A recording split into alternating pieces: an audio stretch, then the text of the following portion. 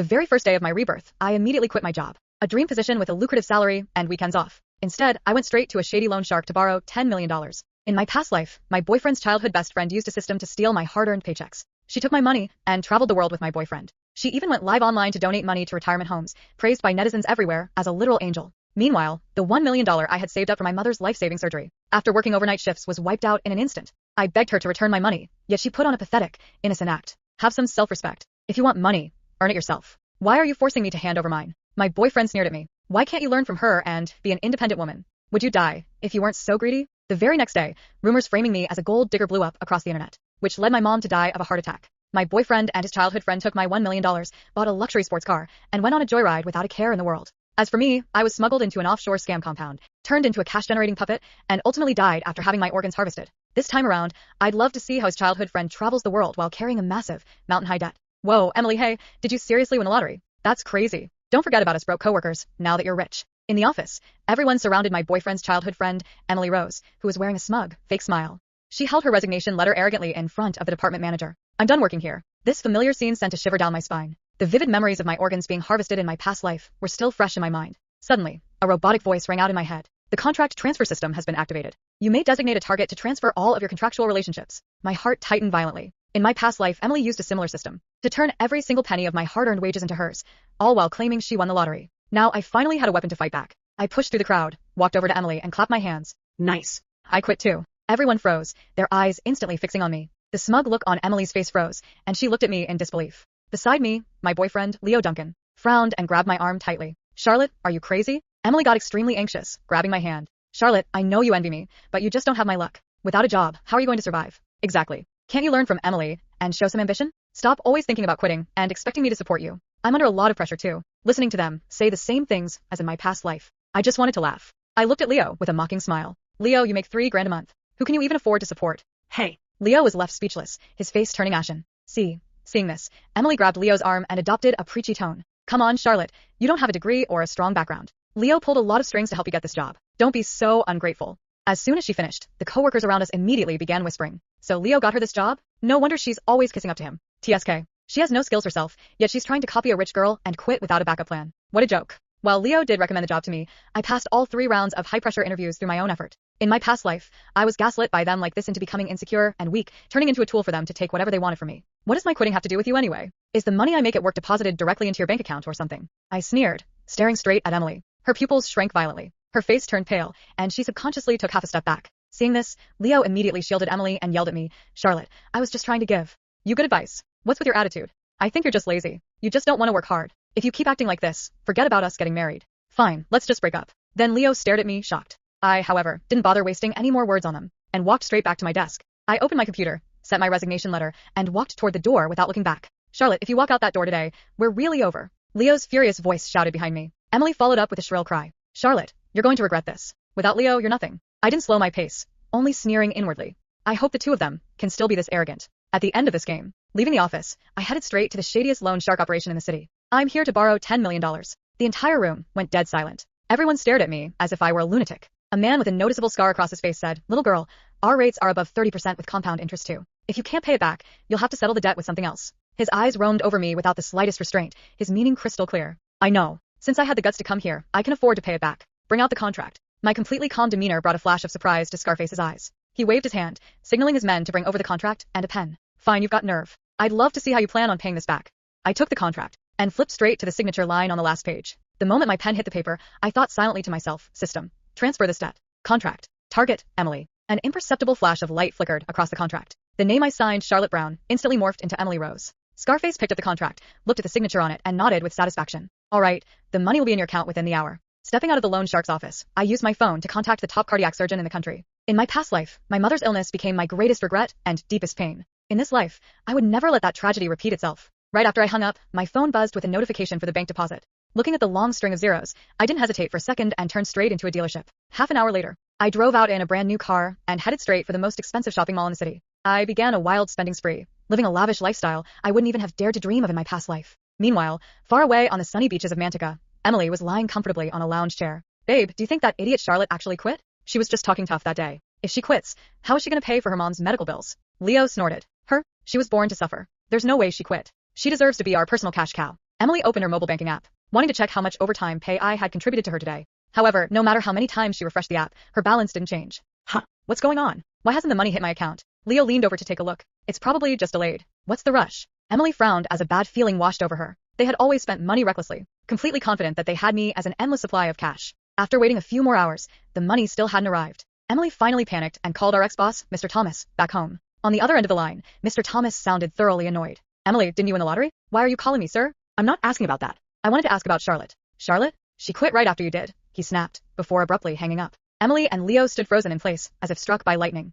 Half a month later, I didn't expect to see Leo and Emily at the entrance of my gated community. Both of them looked completely haggard. Leo grabbed my wrist, squeezing so hard it felt like he was trying to crush my bones. Charlotte, you bitch. How dare you quit? You're coming back with me right now to apologize to Mr. Thomas. And get your job back. Do you hear me? I looked at him coldly. Leo, who gave you the right to order me around? By now, neighbors and passers-by were drawn to the commotion, stopping to watch. Seeing the crowd gather, Leo roared at the onlookers. Everyone come look at this. This woman spent all my money, found herself a rich sugar daddy, and now she's dumping me. I worked my ass off to buy her a car and a house. And she turns around and drops me like trash. My hard-earned savings were all squandered by her. The surrounding crowd started whispering, their eyes filled with disdain. She looks so quiet and polite. Who knew she was that kind of person? Seriously, this poor guy. I laughed out of sheer frustration. Your money? Fine. Let's show everyone the transaction records of everything you've ever sent me since we started dating. As I spoke, I pulled my phone out of my bag. Leo's face instantly changed. Of course, he didn't dare let me show them. All the money he had ever sent me added up to less than $1,000. Seeing that I was about to unlock my phone, he snatched it out of my hand and slammed it brutally onto the ground.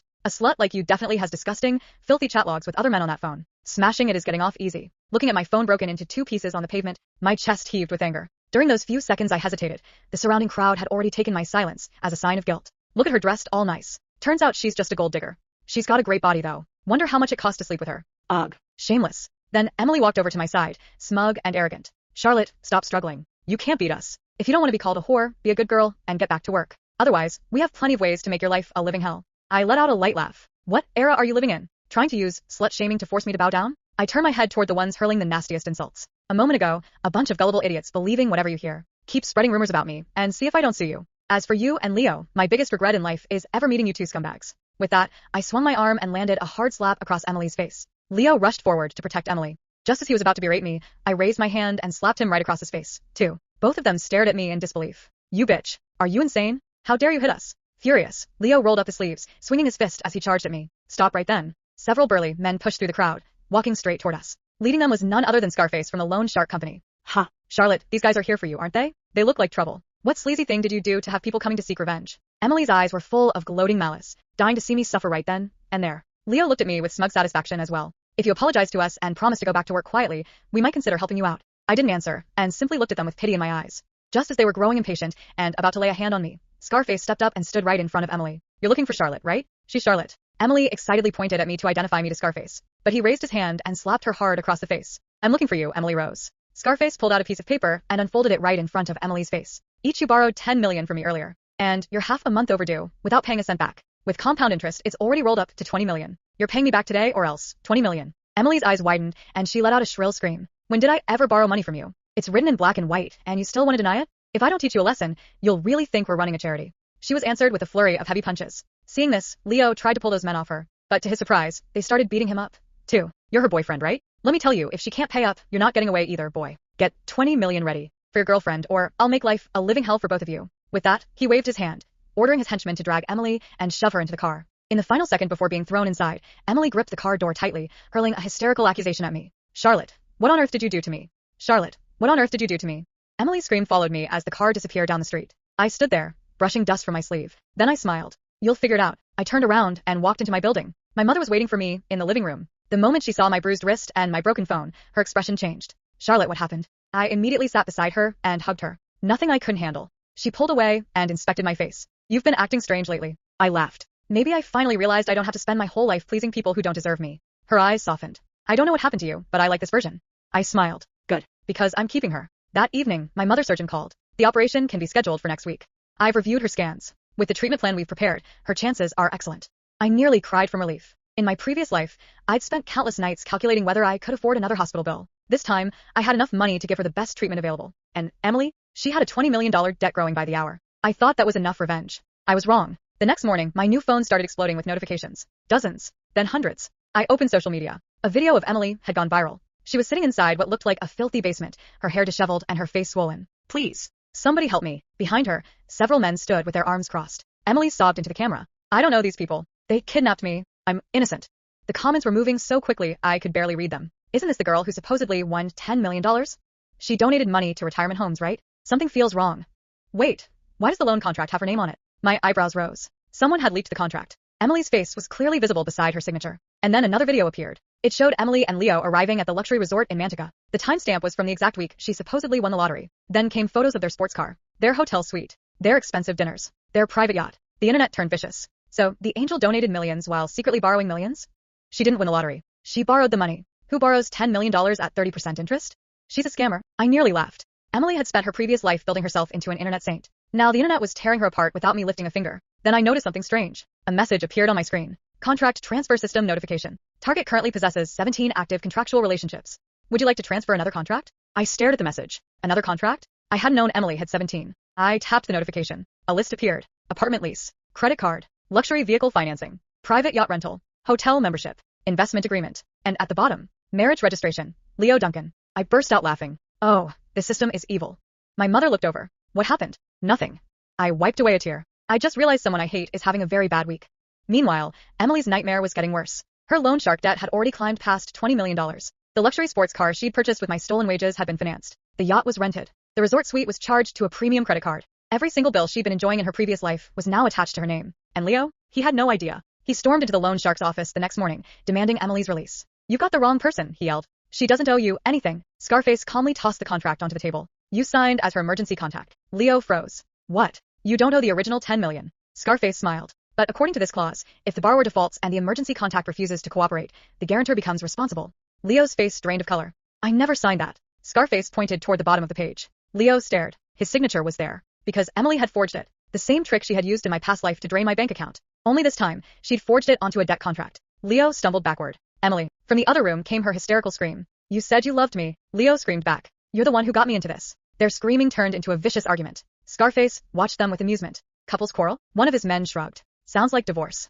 Scarface chuckled. Good. Less paperwork if they stop pretending they're in love. By noon, Leo's phone was ringing nonstop. His parents, his bank, his employer, his credit card company. Everyone wanted money. And then his employer called him into the office. Leo, we're terminating your employment. What? Why? Your salary was garnished this morning. Leo went pale. Garnished. Your outstanding obligations exceed your income by several $million. The call ended. Leo stood completely motionless. Then his phone buzzed again. A notification appeared. Marriage registration contract transferred. New contractual target. Emily rose. Leo stared at the screen. For the first time he understood. Emily hadn't just dragged him into debt. She had become his legal financial burden. Across town, Emily received the same notification. She screamed so loudly that the entire loan shark office heard her. No. No, no, no. Scarface walked over. What now? Emily held up her phone with trembling hands. Charlotte. Scarface frowned. Who? My ex-friend. He stared at her. You think your friend did all this? Emily's eyes burned with hatred. Yes. She clenched her fists. She knew something. She knew exactly what she was doing. A faint smile appeared on Scarface's face. Then maybe you should find her. Emily looked up. I will. But she had no idea that I was already standing in the hospital beside my mother's bed. My mother was sleeping peacefully after her first successful treatment. I held her hand. For the first time since my rebirth, I felt completely at peace. Then my phone buzzed. One message. Emily rose. Charlotte, let's talk. I know you did this. I stared at it for several seconds. Then, I typed one sentence. Sure. Come alone. I sent the location. It was the same abandoned warehouse where, in my previous life, Emily had handed me over to the people who eventually killed me. This time, however, I wouldn't be the one walking in helpless. I slipped my phone into my pocket. Then I smiled. Let's see how much you remember, Emily, because I had one more contract waiting for her. Emily arrived at the warehouse that night with Leo beside her. I almost laughed. I told you to come alone. Emily glared at me. Do you really think I'm stupid enough to meet you alone? Leo stepped forward. Enough games, Charlotte. Transfer the debt back to yourself. I smiled. You still think I can? Emily's expression changed. I pulled out a copy of the loan contract. You signed this. You borrowed the money. You spent it. You forged Leo's signature. Everything is legally yours. Emily lunged toward me, but two security guards immediately blocked her. She screamed. You cheated. You used some kind of trick. I tilted my head. You mean the trick that transferred every contract you voluntarily signed? Her face went white. The system appeared in my mind. Target has admitted awareness of contractual transfer. Additional contract unlocked. I almost burst out laughing. There was another option. Transfer all future financial obligations. Target. Emily rose. I selected it immediately. Emily's phone began vibrating nonstop. One notification, then another, then dozens. Her credit cards, her apartment, her car, her yacht reservation, her hotel memberships, her investment loans. Every financial obligation she had accumulated over the next 5 years had just transferred onto her. She stared at the screen in horror. No. Leo grabbed her phone. His expression collapsed. Emily, what did you do?